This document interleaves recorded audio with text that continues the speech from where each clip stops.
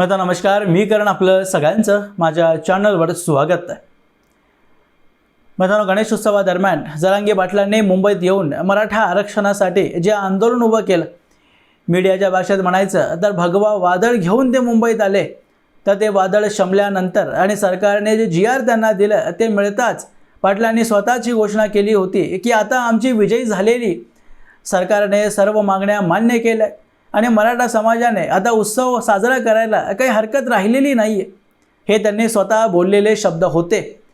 आणि इतकं सगळं नाटक प्रपंच रचल्यानंतरही त्यांच्याच जवळचे नेते आज मीडियामध्ये येऊन म्हणतायत की जरांगे पाटलांनी तर मराठा समाजासोबत दगा केलेला आहे, सरकारने GR काढून मराठा समाजाला फसवलेलं आहे। दुसऱ्या बाजूला OBC समाजातलेही नेते हेच म्हणतात की GR काढून OBCंसोबत फडणवीसांनी अन्याय केला आणि OBCंचा प्रश्न असेल तर छगन भुजबळ मागे राहणं हे शक्यच नाही आहे, कारण ते स्वतः स्वघोषित OBCचे नेते जे ठरले।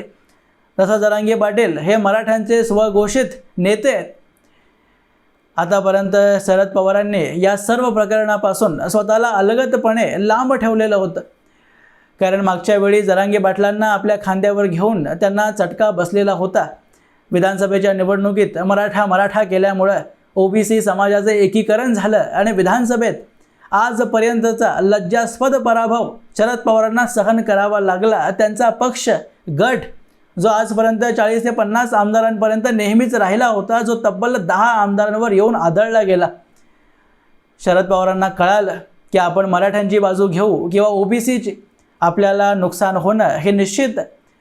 आरक्षण म्हटलो की ही तलवार आपल्यासाठी दुधारी आहे, तलवार पकडली तर आपला हात कापला जाणारच आहे, हे समजून शरद पवारांनी आत्ता या सगळ्या आंदोलनादरम्यान आणि आजपर्यंत या प्रकरणावर शांतीच बाळगलेली आहे। पण ज्या दुधारी तलवारीने आपलं नुकसान होतंय हे कळल्यानंतरही ती म्यानात नाही टाकली, तर त्या तलवारीने फडणवीसांचे हात कापले जावे यासाठी त्यांच्याकडे ती फेकून टाकली।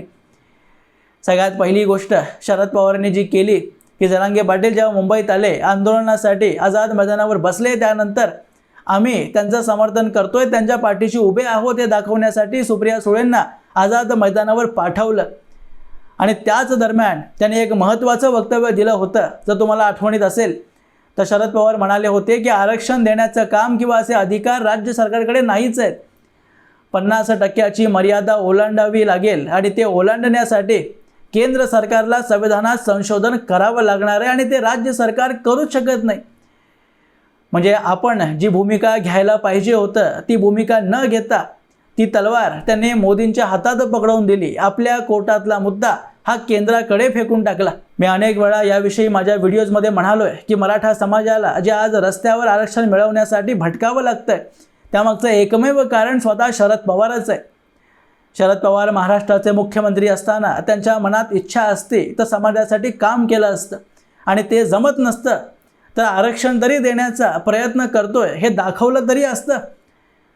पण शरद पवारांना आपलं राजकारण करण्यासाठी जातींमध्ये भांडण लावणं आवश्यक आहे, आणि गरिबी हटावचे नारे जर गरिबी हटवली तर देणार कसं? मग हे सगळं राजकारण करण्यासाठी मराठ्यांना मुद्दामून विकासापासून वंचित ठेवण्याचं काम त्यांनी केलेलं आहे। आणि यासोबतच एक जुनी स्टाईल शरद पवारांची राहिलेली आहे, जी वापरून नरेटिव्ह बांधणीचं काम शरद पवार आजपर्यंत करत आलेत।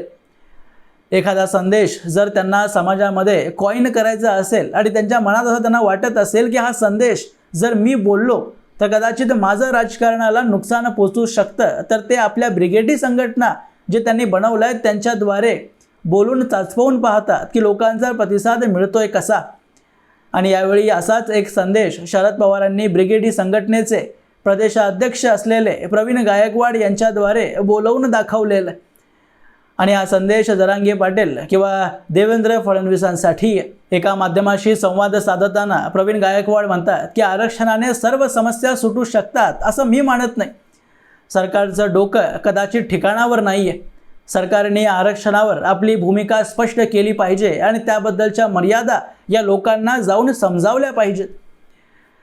खरं तर या भूमिकेचं आपण स्वागतच केलं पाहिजे, पण हे वक्तव्य ज्या व्यक्तीने दिलंय त्यामुळे याला मला दुटप्पीपणा म्हणावंच लागेल। कारण शरद पवार असे वक्तव्य आपल्या ब्रिगेडी संघटनांकडून बोलावून घेतात खरं, पण हेच वक्तव्य जर BJPच्या नेत्यांनी केलं तर त्यांना आरक्षण विरोधी म्हणलं जातं आणि त्यांना टार्गेट करून निवडणुकीदरम्यान शरद पवारांसारखेच नेते असतात जे जनतेसमोर जाऊन म्हणतात की आम्हाला निवडून द्या, आम्ही निवडून आलो तर 50% आरक्षणाची मर्यादा काढून टाकू, 70 ते 80% आरक्षण देऊ, आणि यालाच दुटप्पीपणा म्हणतात. शरद पवारांनी अनेक वेळा आपली भूमिका आरक्षणावर स्पष्ट केलेली आहे. त्यांनी हे सांगितलेलं आहे की आरक्षण फक्त आर्थिक निकषावरच दिलं गेलं पाहिजे. सुप्रिया सुळेंना जेव्हा एकदा विचारण्यात आलं की मराठा आरक्षणावर तुमची भूमिका काय, तेव्हा त्या म्हणाल्या होत्या की मराठा आरक्षणापेक्षा अजूनही महत्त्वाचे मुद्दे राज्यात आहेत ज्यावर आपल्याला चर्चा केली पाहिजे.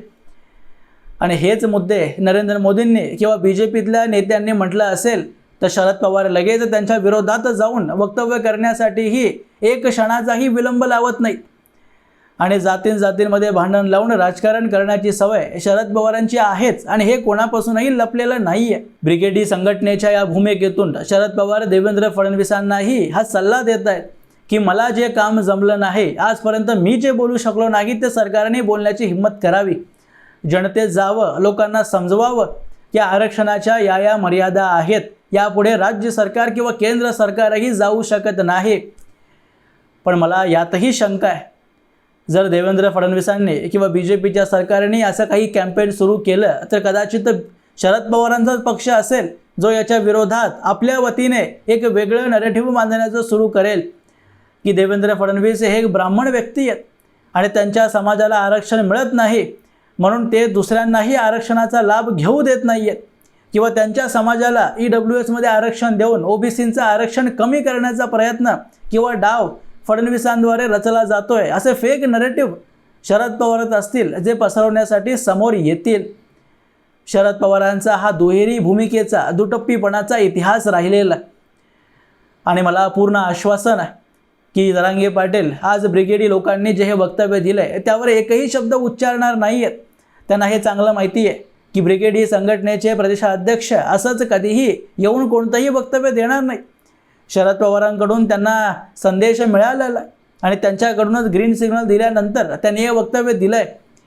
पण या वक्तव्यात काय बोललं गेलं आहे, कोणते शब्द उच्चारलेत, यापेक्षा जरांगे पाटलांना शरद पवारांची किंवा साहेबांची ऊर्जा किती होती यात जास्त रस राहिलेला. पण असंच साम्य खाणारं वक्तव्य देवेंद्र फडणवीसांनी किंवा BJPतल्या कुठल्याही नेत्याने दिलं असतं तर लगेच जरांगे पाटील माध्यमांसमोर येऊन 4 शिव्या कमीत कमी दिल्याच असत्या. पण अजूनही मला जरांगे पाटलांकडून अपेक्षा आहे की ते मराठा समाजासाठीच लढतात आणि निष्पक्ष, कोणत्याही पक्षाशी त्यांचे संबंध नाही आहेत, आणि मी वाट पाहतोय की कधी या वक्तव्यावर ते आपली प्रतिक्रिया देतील. असो मित्रांनो, पाटलांची ती प्रतिक्रिया येईपर्यंत हा जर व्हिडिओ आवडला असेल तर व्हिडिओला लाईक करा, शेअर करा, आणि असेच माहितीपूर्ण व्हिडिओज पाहण्यासाठी माझ्या चॅनलला सबस्क्राईब जरूर करा. भेटूया पुढच्या व्हिडिओमध्ये. तोपर्यंत जय हिंद, जय महाराष्ट्र.